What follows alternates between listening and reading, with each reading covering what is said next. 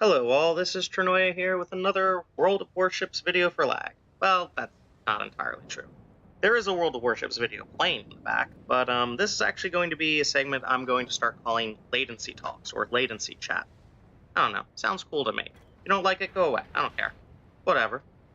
I'm cool, you know, with that whole internet thing. But that said, I'm actually here to talk about a couple of games coming up, and to talk about some of the changes in World of Warships. So unless you've been living under a rock in the World of Warships community, you've probably heard about some of the recent stealth fire changes coming up. I know you're all seeing me, the battleship player, and I promise I will play something that is not a battleship and put the video up for you all. I swear to God, I do have ships that are not battleships. And they're not German ships either. Go check out my stats if you don't believe me. It'll be like, Chernoy plays mostly battleships, but he does have other ships. I'd also say that I'm very good at them, so personal plug to my ego. Anyway, back on topic. They're changing the stealth fire mechanics. And, I don't... This is a difficult subject for me, because as you all know, I'm a battleship player. I've been victimized by stealth fire high explosive more than I care to admit. But at the same time, I think this is kind of a risk versus reward situation. I mean, the whole game is built on cost, risk, reward. And if you're stealth firing in a lot of these ships, you're going to essentially encounter a rather high skill curve. For me personally, I think that is the, cost. You have to be a good player. The risk is, of course, somebody like me can come along and just disintegrate you. And if you guys hear some bells in the background, those are my cats, Cadence and Maxwell. They are both currently cleaning one another, so my apologies.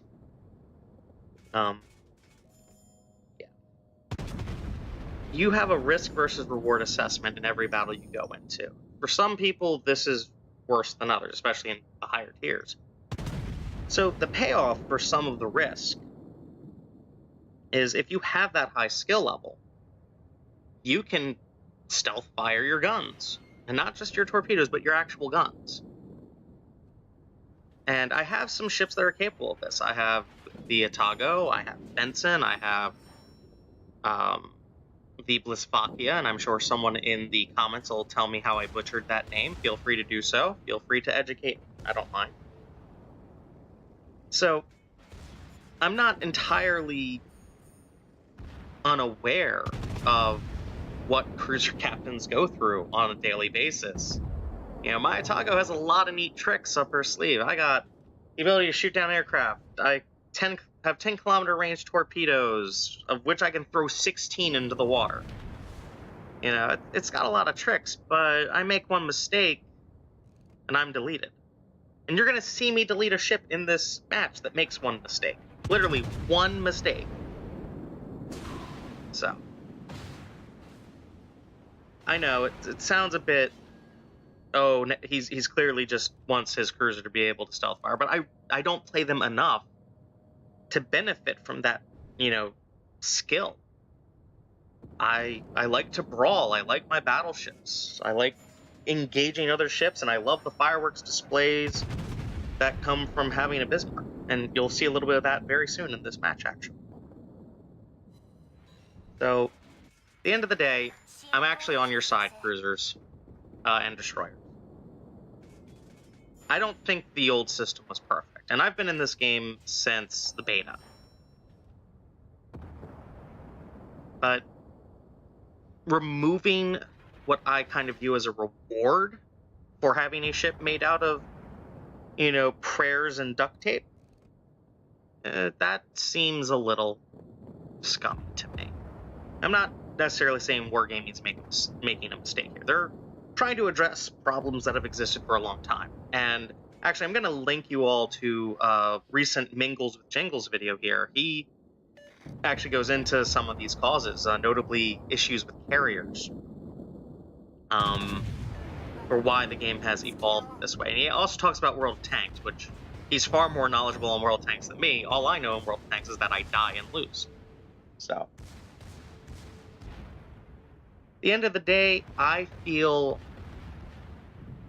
you need that payoff, that ability to stealth fire. And yeah, I've been in the situation as a battleship where I had a cruiser that was faster than me, stealthier than me, could shoot guns that were not particularly smaller than mine, and could set a fire on every hit. And I could never see him, and I could never catch him. And it was all I could do to dodge the torpedoes he'd throw in. You know, I've been there. I know that plight. I've suffered that pain, and I've been extremely salty about it. But for every situation that cruiser player found themselves in where they got to abuse those mechanics, there was another where he didn't. Anyway, quick commentary on the game. We've lost all of our destroyers and a cruiser. The enemy team has lost 2 cruisers. I'm turning around now because we're getting outflanked, and that Miyoko there is the guy who's going to make the mistake. He's chasing down our little cruiser buddy here. And actually, that guy will thank me for coming in to save the day, which that's a nice feeling, getting actual appreciation from your team. But this kind of goes to illustrate my point here. Now, this isn't where he makes the mistake. He's actually trying to angle his ship a little bit. You know, I kind of wondered what he was going to do with torpedoes and things like that. So it's like, do I pop my hydroacoustic surge? Do I not pop my hydroacoustic surge? Do I launch the plane? I'll just let my secondaries beat him up. So there's the mistake. Let's turn broadside to the battleship that's really close. That's a paddling. Deleted. And it's that fast, it's that easy. I mean, those were over penetrations. And I got a Citadel hit. And that's what killed him. You know, it wasn't like I blew away his magazine or something with an absurd amount of damage on a successful penetration. It was 1 Citadel and then a bunch of overpens. And he's not the only guy who's going to make mistakes in this match. You're going to see mistakes made by the enemy team who, you know, they're still winning at this point. But I guarantee you it's not going to stay that way.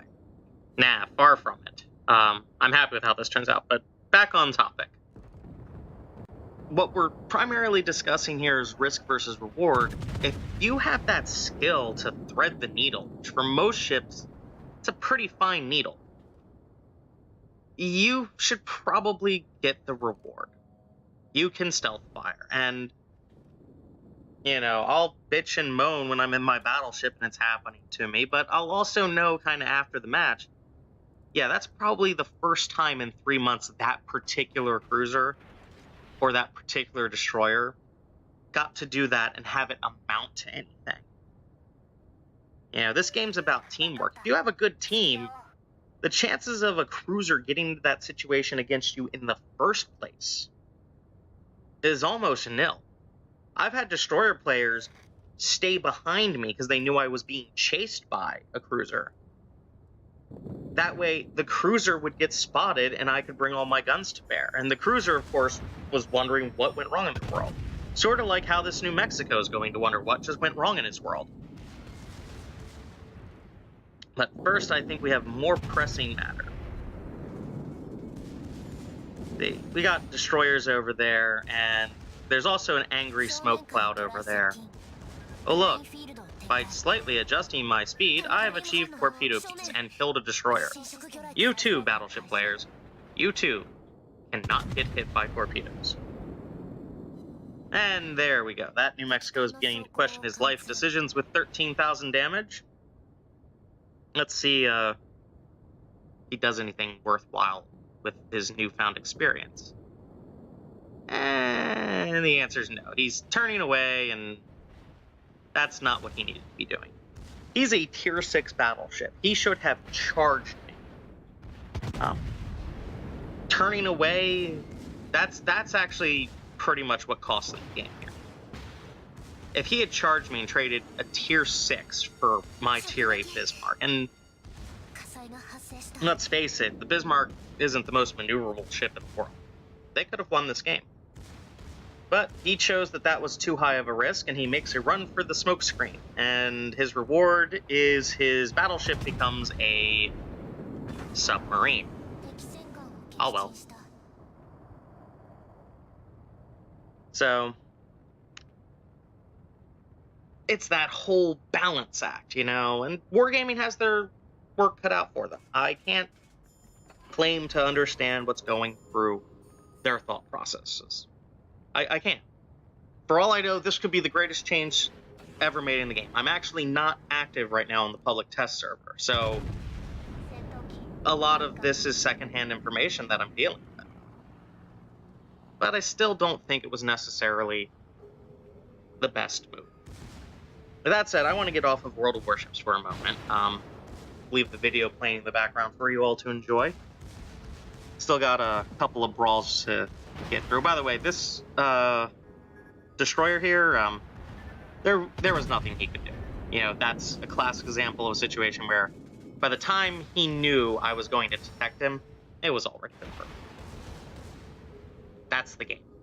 That's the essence of the game, and that's what makes the game. Sometimes, doesn't matter if you're the best around, you're gonna lose. Anyway, I said I was going to get off World of Warships, and I will. The next couple of games that I have to talk about, and I'm going to try to fit a lot in a little bit of time. First things first is Kerbal Space Program.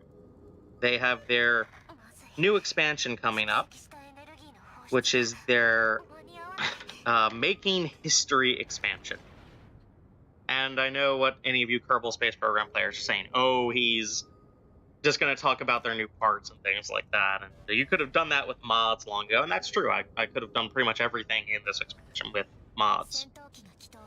But I am happy to see these things being added to the game, like personal parachutes, the mission builders, the challenges, things like that.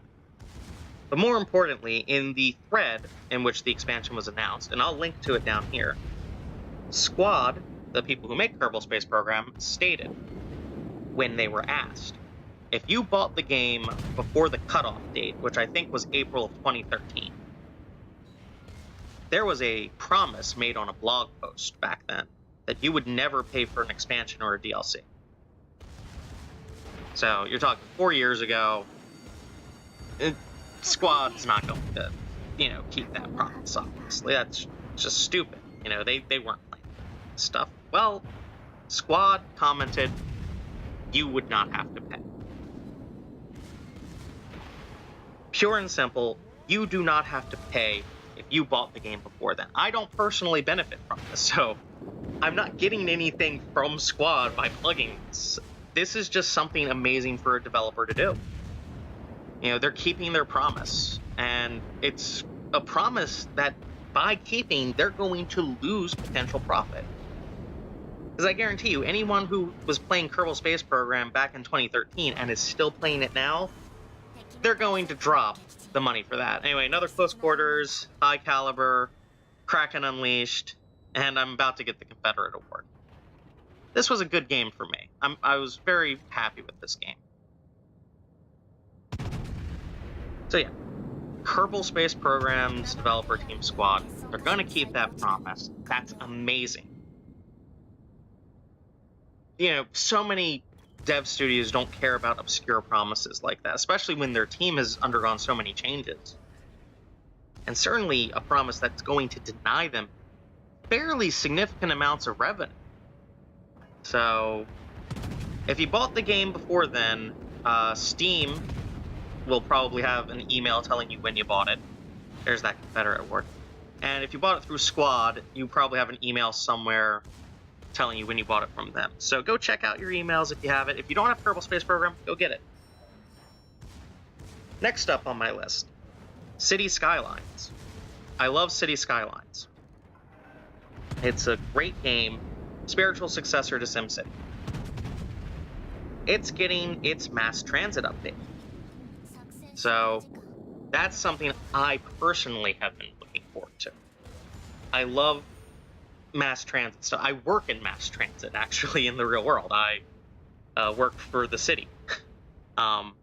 So it's something that I am keenly aware of and something that I enjoy. They're going to be adding new methods of transportation, new hubs, monorails, blimps, ferries, the works. Check it out. If you love the earlier SimCities, especially if you love SimCity 4, you're going to love City Skylines. Not much time left here, obviously, so a few quick plugs. Stellaris. If you haven't played Stellaris, go play Stellaris. They have a great expansion coming out, Stellaris Utopia.